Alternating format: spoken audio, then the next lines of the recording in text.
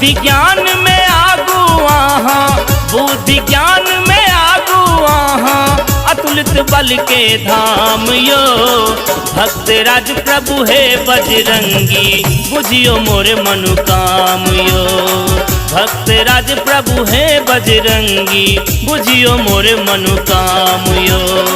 बुद्धि ज्ञान में आगू आहा, बुद्धि ज्ञान में आगू आहा, अतुलित बल के धाम यो।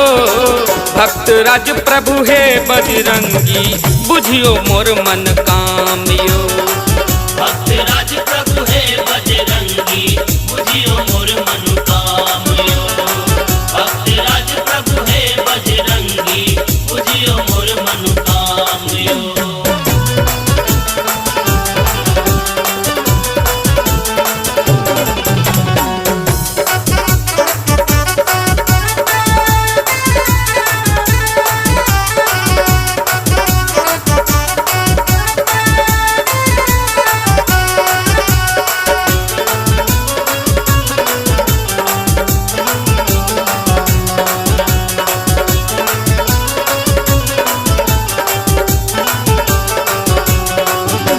नहीं कोनो काज यहाँ लेल भारी, बुझियो कनियो हमर लाचारी।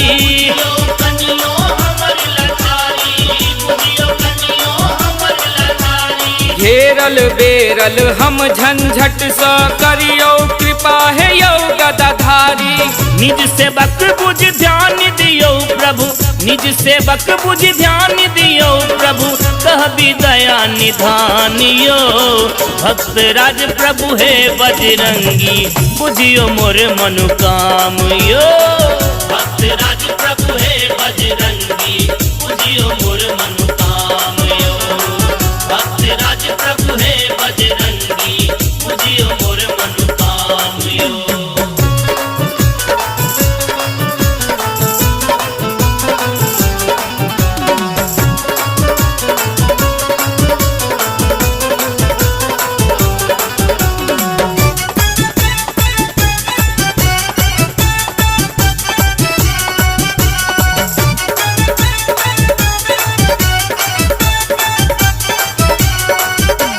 लक्ष्मण के यहाँ प्राण बचेलौं, रावण के अभिमान खसेलौं।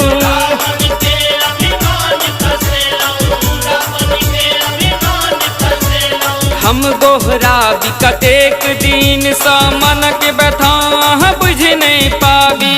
नहीं लसैर सुख कनियो अछि, नहीं लसैर सुख कनियो अछि, दुख सहमुम डाम यो। भक्त राज प्रभु है बजरंगी, बुझियो मोर मनुकाम यो। भक्त राज प्रभु है बजरंगी, बुझियो मोर मनुकाम यो। भक्त राज प्रभु है बजरंगी, बुझियो मोर मनुकाम यो।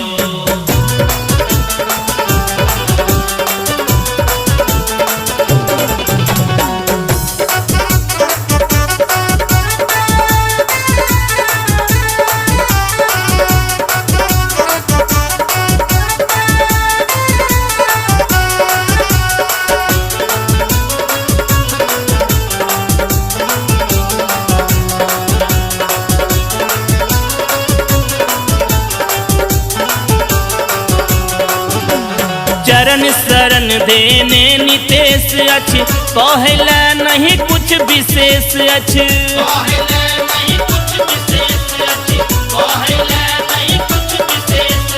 रवि अध कल दुर्जन के डर सा गईत ने कोनो आवशेष अछि। हम अज्ञानी पापी भरी गर, हम अज्ञानी पापी भरी गर, तकियो ने हनुमान यो।